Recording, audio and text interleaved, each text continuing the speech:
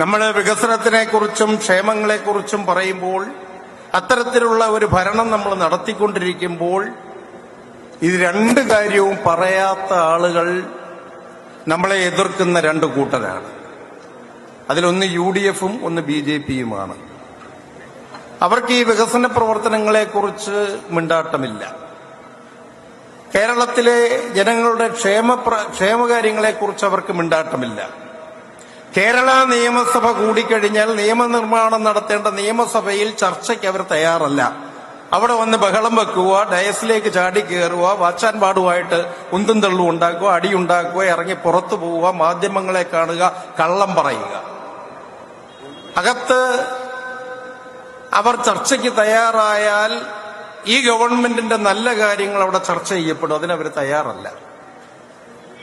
ഒരു കൂട്ടർ ഈ രാജ്യം ഭരിക്കുന്നു, BJP-യുടെ നേതൃത്വത്തിൽ. അവർ ഈ രാജ്യത്ത് നമ്മുടെ സംസ്ഥാനത്തെ ഭൂപടത്തിലില്ലാത്ത അവസ്ഥയിലേക്ക് മാറ്റി.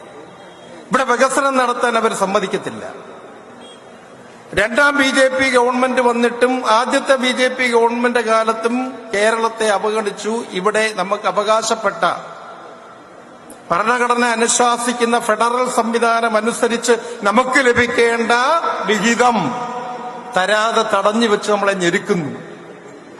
അപ്പം ഒരു ഭാഗത്ത് UDF-ഉം ഒരു ഭാഗത്ത് BJP-യും കേരളത്തിൽ ഒരു വികസന പ്രവർത്തനങ്ങളും നടത്താൻ അനുവദിക്കാത്ത തരത്തിൽ നമ്മളെ ശക്തമായി ഞെരുക്കിക്കൊണ്ടിരിക്കുമ്പോൾ അതിനെയൊക്കെ അതിജീവിച്ചുകൊണ്ടാണ് കഴിഞ്ഞ 10 വർഷക്കാലമായി പിണറായി വിജയന്റെ നേതൃത്വത്തിൽ ഇടതുപക്ഷ ജനാധിപത്യ മുന്നണി ഗവൺമെന്റ് വളരെ അഭിമാനപൂർവ്വം ഈ സംസ്ഥാനത്ത് വികസന പ്രവർത്തനങ്ങളും ക്ഷേമ പ്രവർത്തനങ്ങളും നടത്തിക്കൊണ്ടിരിക്കുന്നത്. അതുകൊണ്ടാണ് ഞാൻ പറഞ്ഞത് അഭിമാനത്തിന്റെ പതിറ്റാണ്ടാണ് കടന്നു പോകുന്നത്.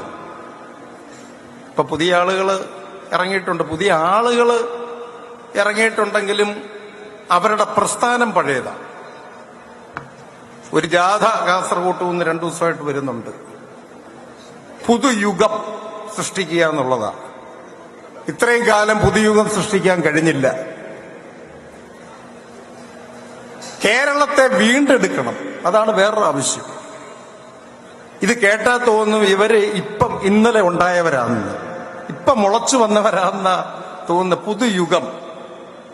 ഈ രാജ്യം റിപ്പബ്ലിക് ആയതിനു ശേഷം ഇന്ത്യ ഏറ്റവും കൂടുതൽ കാലം ഭരിച്ച കോൺഗ്രസുകാരൻ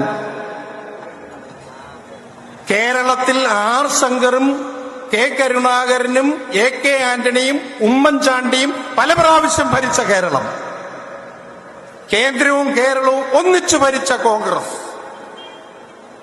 വന്നിരിക്കുക ശരിയാക്കി തരാമെന്നും പറഞ്ഞു. പുതുയുഗം ഉണ്ടാക്കിത്തരാം, കേരളത്തെ വീണ്ടെടുത്തു തരാം. ഏത് കേരളത്തെ വീണ്ടെടുത്തു തരാം? നമുക്ക് അവരുടെ പഴയ മന്ത്രിസഭകളെ കുറിച്ച് അങ്ങോട്ട് പോകണ്ട. കേരളത്തിലെ ജനങ്ങൾ നമ്മളെ ഇത് ഏൽപ്പിച്ചത് എപ്പോഴാണ്? ഇടതുപക്ഷ ജനാധിപത്യ മുന്നണിയെ ഇത് ഏൽപ്പിച്ചത് 2016 അവസാനം.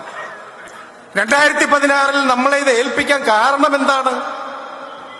ഉമ്മൻചാണ്ടിയുടെ നേതൃത്വത്തിൽ UDF സർക്കാർ കേരളത്തിൽ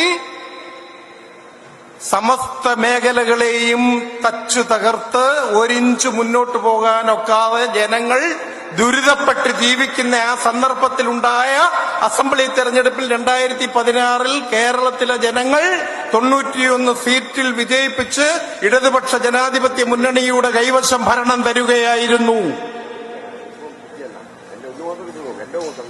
ആ 2016 നമ്മളെ ഇത് ഏൽപ്പിക്കുമ്പോൾ തുടർന്നു വന്ന 5 വർഷക്കാലം നമ്മൾ ഈ സംസ്ഥാനത്തെ ജനങ്ങൾക്ക് വേണ്ടി ചെയ്ത ക്ഷേമ പ്രവർത്തനങ്ങളും ഈ നാടിനു വേണ്ടി ചെയ്ത വികസന പ്രവർത്തനങ്ങളും വിലയിരുത്തിയതിന്റെ അടിസ്ഥാനത്തിലാണ് ചരിത്രത്തിലാദ്യമായി 2021 തുടർഭരണമുണ്ടായത്.